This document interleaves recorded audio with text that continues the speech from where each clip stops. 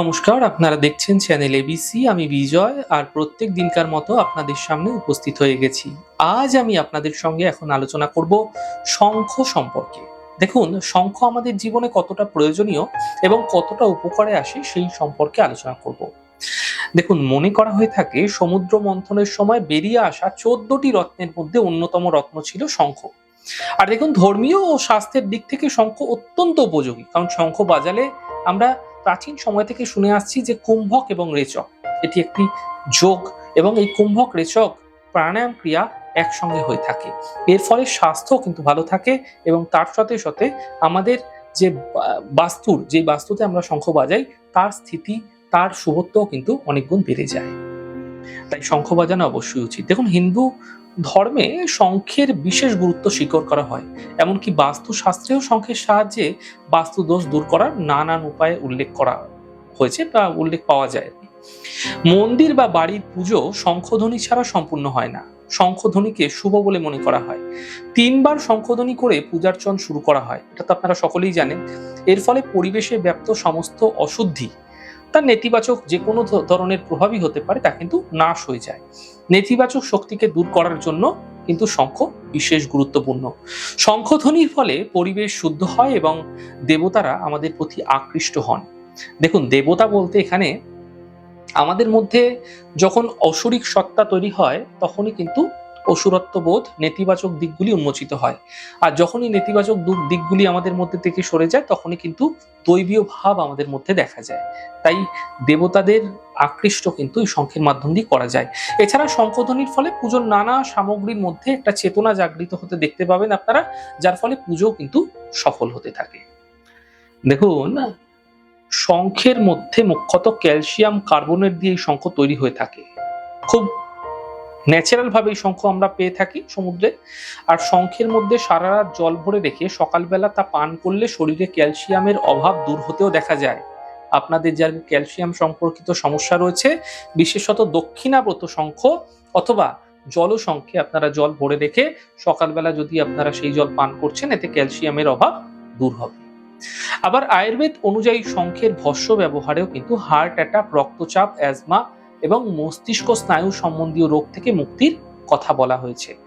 আবার লয়বদ্ধভাবে শঙ্খ বাজালে ফুসফুস মজবুত হয়।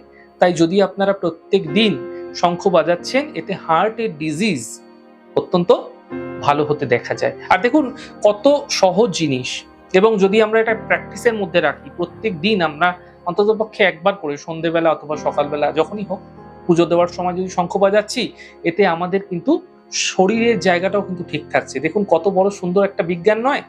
এর ফলে শরীরে অক্সিজেন এবং রক্তের প্রবাহ কিন্তু শুদ্ধ হয়ে থাকে। তাই প্রত্যেকদিন আপনারাও শঙ্খ বাজান। আর দেখুন, দক্ষিণাবত যে শঙ্খ আছে, আপনারা অনেক শুনেছেন দক্ষিণাবত শঙ্খ সম্পর্কে। দক্ষিণাবত যে শঙ্খ রয়েছে, শঙ্খকে মা লক্ষ্মীর স্বরূপ বলে মনে করা হয়। তাই ধন লাভ এবং সুখ সমৃদ্ধির জন্য বাড়ির উত্তর পূর্ব অথবা পুজোর ঘরে এটিকে আপনারা রাখতে পারেন, এবং প্রত্যেক দিন এই দক্ষিণাবত শঙ্খে জল ভরে আপনারা শ্রীকৃষ্ণকে হতে পারে, ভগবান শিবকে হতে পারে, গণেশকে হতে পারে, আপনারা মা লক্ষ্মীকে হতে পারে, স্নান করাতে পারেন। এটিও কিন্তু অত্যন্ত বিশেষ শুভ। এটিও কিন্তু আপনাদের বাস্তুর বাতাবরণকে শুভ প্রভাব দিয়ে বৃদ্ধি করতে থাকে। দেখুন, যাদের জন্মকুষ্ঠিতে পিতৃদোষের প্রভাব পাওয়া যায়, অনেক সময় পাওয়া যায়, অনেকের জন্মছকেই থাকে, বা যাদের ক্ষেত্রে জন্মছকে চন্দ্র বা রবি খারাপ রয়েছে, এরকম ক্ষেত্রে এই প্রভাব থেকে মুক্তির জন্য দক্ষিণাবর্ত শঙ্খের মধ্যে জল ভরে অমাবস্যা অথবা যে কোনো শনিবার দিন দক্ষিণ দিকে মুখ করে তর্পণ করা উচিত।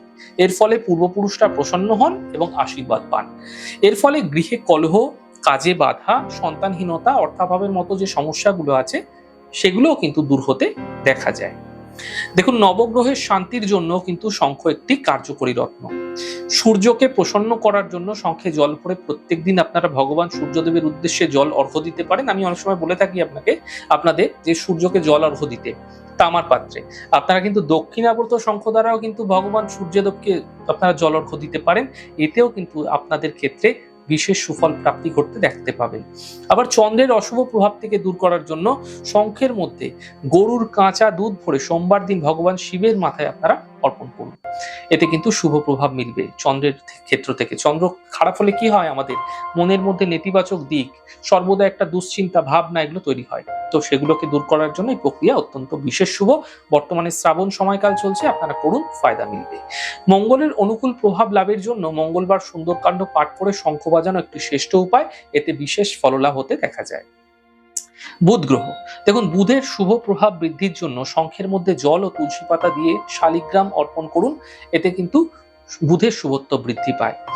এবং বৃহস্পতির শুভ ফল লাভ করতে হলে বৃহস্পতিবার দক্ষিণাবত শঙ্খে জাফরানের তিলক অর্থাৎ কেশর, আপনারা যে কেশর খেয়ে থাকেন সেই সামান্য কেশর আপনারা তিলক লাগান, আপনারা ভালো করে তিলকটা করুন আপনারা জাফরানের, এবং এমন করলে বিষ্ণুর আশীর্বাদ কিন্তু লাভ হয়। এবং সারাদিন রেখে দিন বৃহস্পতিবার দিন শঙ্খটিকে আপনারা সেভাবে। শুক্রের অশুভ প্রভাবকে দূর করার জন্য শঙ্খকে সাদা কাপড়ে জড়িয়ে ঠাকুর ঘরে রেখে দিন। ধন ধান্য এবং আর্থিক সমৃদ্ধি লাভের জন্য শঙ্খের মধ্যে চাল ভরে লাল রঙের কাপড়ে জড়িয়ে রেখে দিন, ফায়দা মিলবে। উত্তর দিকে দরজা খোলা যায় এমন লকারে অথবা টাকা রাখার স্থানে রাখলেও বিশেষ ফায়দা আপনারা অর্থনৈতিক ক্ষেত্রে দেখতে পাবেন।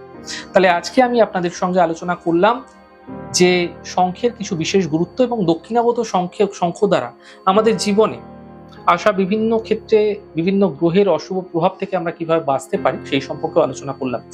আমাদের এই ছোট ছোট আলোচনাগুলি আপনাদের কিরকম লাগছে অবশ্যই কিন্তু লিখে জানাবেন। যদি ভালো লেগে থাকে সেক্ষেত্রে লাইক করতে, কমেন্ট করতে, সাবস্ক্রাইব এবং শেয়ার করতে বন্ধুদের সঙ্গে ভুলবেন না। অনেক ভালো, সুন্দর এবং সুস্থ থাকুন। আগামী পর্বে দেখা হবে।